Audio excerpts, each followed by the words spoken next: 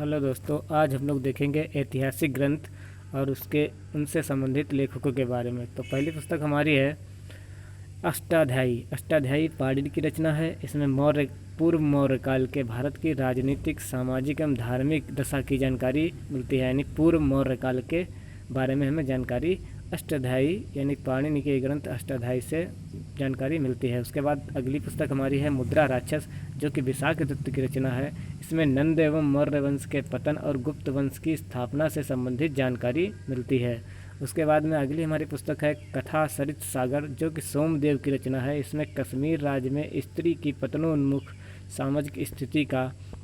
सामाजिक स्थिति का वर्णन मिलता है। उसके बाद में अगली पुस्तक हमारी है बृहत कथा मंजरी, जो कि क्षेमेंद्र की रचना है। इसमें मौर्य काल की घटनाओं से संबंधित जानकारी मिलती है। अगला ग्रंथ हमारा अर्थशास्त्र है, जो कि कौटिल्य, चाणक्य या विष्णुगुप्त, ये तीनों नाम ही चाणक्य के थे, उन्होंने इसकी रचना की थी। इसमें अर्थशास्त्र में 15 खंडों अर्थशास्त्र जो है वो 15 खंडों 180 प्रकरणों में विभाजित 6000 श्लोकों वाले इस ग्रंथ में मौर्यकालीन राजनीतिक, सामाजिक, आर्थिक एवं धार्मिक स्थिति की जानकारी मिलती है। इस ग्रंथ का अर्थशास्त्र ग्रंथ का दूसरा व तीसरा खंड जो है सर्वाधिक प्राचीन है। दूसरा और तीसरा खंड। उसके बाद में अगली रचना है नीतिसार, जो कि कामंडक की रचना है। इसमें गुप्तकालीन राजतंत्र पर प्रकाश पड़ता है। अगली रचना है महाभाष्य, जो कि पतंजलि की रचना है। इसमें शुंग वंश के इतिहास से संबंधित जानकारी मिलती है। अगली पुस्तक हमारी है मालविका अग्निमित्र, जो कि कालिदास की रचना है। यह गुप्तकालीन रचना है। इसमें मालविका एवं अग्निमित्र की प्रेम कहानी की चर्चा है। अगली पुस्तक हमारी है रघुवंश या रघुवंशम, जो वो भी कालिदास की ही पुस्तक है। यह भी कालिदास की ही पुस्तक है। इसमें गुप्त नरेश समुद्रगुप्त की दिग्विजयों का यानी विजयों का वर्णन है रघुवंशम में। उसके बाद अगली पुस्तक हमारी है हर्षचरित, जो कि बाणभट्ट की है। बाणभट्ट की रचना है हर्षचरित। इसमें हर्ष की जीवनी उपलब्धियों का वर्णन हमें मिलता है। आगे हम लोग देखते हैं और भी पुस्तकें। तो अगली पुस्तक हमारी है गौड़वह बागपति की रचना है। इसमें कन्नौज शासक जो यशोवर्मा था, उसके बारे में हमें जानकारी मिलती है गौड़वह में। और अगली पुस्तक है विक्रमांक देवचरित, जो कि बिल्हड़ की रचना है। कल्याणी के परवर्ती चालु के विक्रमादित्य की उपलब्धियों का इसमें वर्णन है। अगली पुस्तक हमारी है रामचरित, जो कि संध्याकर नंदी की रचना है। इसमें बंगाल के शासक रामपाल की जीवन कथा का वर्णन है। अगली पुस्तक है कुमारपाल चरित, जो कि जय सिंह की रचना है। इसमें चालुक्य शासक जो कि गुजरात का था कुमारपाल, उसका यशोगान इसमें किया गया है। अगली पुस्तक हमारी है द्विआश्रय काव्य हेमचंद की रचना है। इसमें गुजरात के शासक कुमारपाल के बारे में जानकारी मिलती है। और इसके बाद अगली पुस्तक है नवसहासांक चरित्र पद्मगुप्त की रचना है। इसमें परमार वंश से संबंधित जानकारी मिलती है। अगली हमारी पुस्तक है पृथ्वीराज विजय, जो कि जयनाग की रचना है। पृथ्वीराज चौहान के उपलब्धि से संबंधित जानकारी इसमें दी गई है।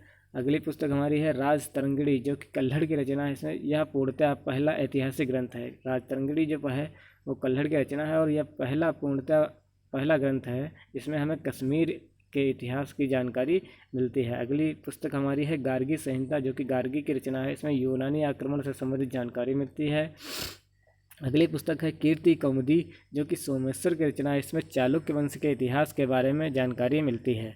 अगली पुस्तक है मत विलास प्रहसन पल्लव नरेश महेंद्र विक्रम की रचना है। इसमें 7वीं सदी में रचित इसमें वहाँ की सामाजिक एवं धार्मिक जानकारी मिलती है। इसमें भिक्षुओं एवं कापालिकों पर व्यंग्य किया गया है।